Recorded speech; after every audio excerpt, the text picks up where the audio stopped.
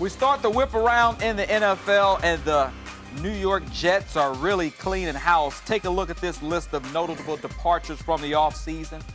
David Harris, Brandon Marshall, Nick Folk, Darrelle Revis. That list will soon include wide receiver Eric Decker, as reports came out that he'll either be traded or released.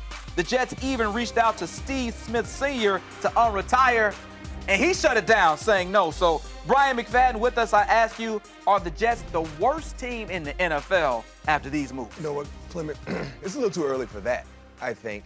But based on the graphic, you saw a team that got rid or released 7 starters from the offense and the defense combined.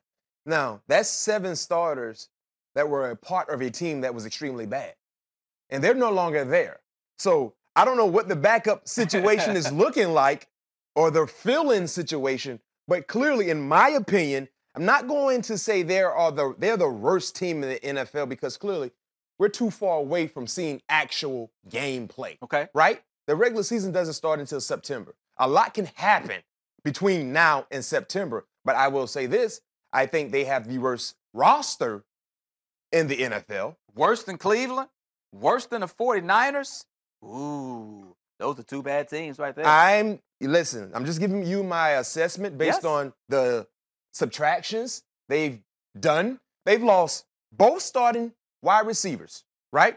They lost a starting safety. I'm sorry. They lost both starting safeties because Michael Gilchrist, I'm sorry, he's no longer there. You traded away Pryor. These are guys that started.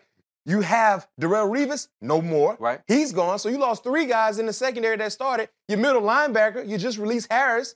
Then you look at what's going on offensively. Your quarterback is gone. Matter of fact, 2 quarterbacks. You look at Fitzpatrick and Geno. Granted, they both weren't even that good. But look at all the quality, at least experienced players. Yes.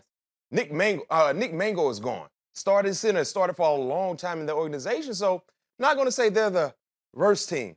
But based on their roster currently, as you see it assembled, they have the least talented roster in the entire NFL. We can do this by process of elimination. We can go through the bad teams that we think is bad, the San Francisco 49ers, the Cleveland Browns, the Los Angeles Rams.